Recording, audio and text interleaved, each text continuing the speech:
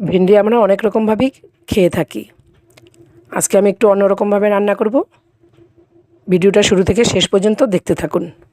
সুপ্রভাত বন্ধুরা, আপনারা সবাই কেমন আছেন? আশা করি ভালো আছেন। আমিও ভালো আছি। এখানে কিছু ভেন্ডি আমি ভালো করে ধুয়ে একটা প্লেটে নিয়ে নিয়েছি। তারপরে ভেন্ডিটা আমি কেটে নিচ্ছি। দেখুন, আমি মাঝখানে ভেন্ডিটা কেটে দু টুকরো করে নিয়েছি। আপনারা চাইলে আরও ছোটও করতে পারেন।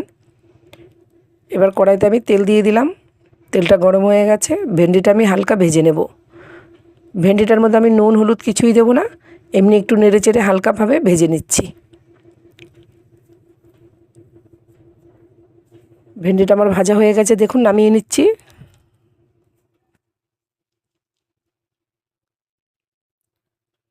এবার কড়াইয়ের মধ্যে আমি আরেকটু তেল দিয়ে দিলাম, দিয়ে একটা শুকনো লঙ্কা দিয়ে দিলাম, দিয়ে মাঝখানে শুকনো লঙ্কাটা এরকম করে ভেঙে দিয়েছি খুন্তি দিয়ে। একটু কালো জিরে দিয়ে দিলাম। তারপরে একটা টমেটো কেটে রেখেছিলাম, সেই টমেটোকে আমি দিয়ে দিলাম। দিয়ে লবণ আর হলুদ দিয়ে টমেটোটাকে ভালো করে নেড়ে চেড়ে নেব। টমেটোর মধ্যে লবণ দিলে এমনি নরম হয়ে যায়, সেটা আপনারা সবাই জানেন। দেখতেই পাচ্ছেন টমেটোটা কি সুন্দর নরম হয়ে গেছে। এবার আমি কিছু মশলা একটা বাটির মধ্যে অ্যাড করে রেখেছি, সেই মশলাগুলো আমি দিয়ে দিচ্ছি।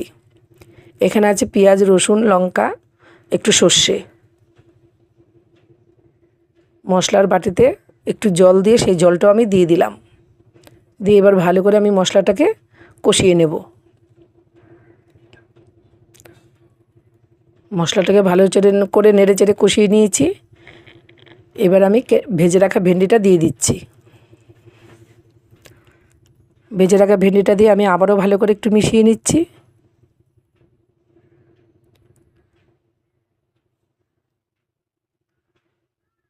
গ্যাসের ফ্লেমটাকে মিডিয়ামে রেখে এই রান্নাটা করতে হবে বন্ধুরা, নইলে মশলাগুলো পুড়ে যাবে।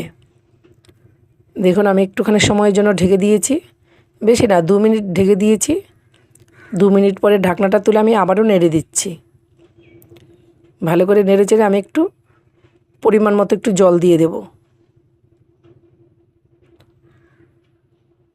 সামান্য জল দিয়ে দিলাম।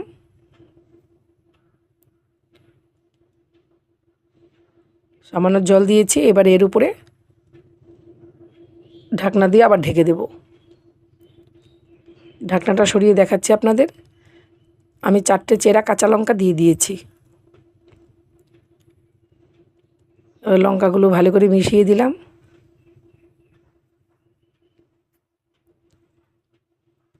একটু ধনেপাতা কেটে রেখেছিলাম, সেই ধনেপাতাটাও দিয়ে দিলাম। দিয়ে আমি ধনেপাতাটা ভেন্ডির সাথে ভালো করে মিশিয়ে নিচ্ছি।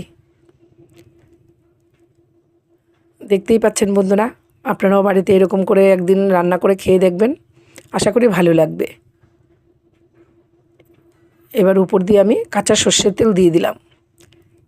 যে কোনো সর্ষে বাটায় একটু তেল ব্যবহার করলে এটার স্বাদটা দ্বিগুণ হয়ে যায়।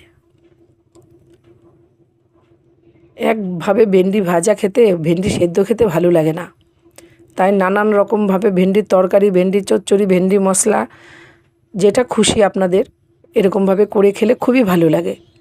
এবার আমি একটা বাটিতে নামিয়ে নিচ্ছি। দেখতেই পাচ্ছেন কত সুন্দর মাখো মাখো হয়েছে, শুকনোও হয়নি, ঝোলও হয়নি। এই রকম রেসিপি অবশ্যই আপনারা বাড়িতে করে খাবেন, আমাকে কমেন্ট করে জানাবেন। আমি এরকম সুন্দর সুন্দর রেসিপি নিয়ে আপনাদের কাছে চলে আসব। আপনারা সবাই ভালো থাকবেন, সুস্থ থাকবেন। আজ আমি আসি, টাটা।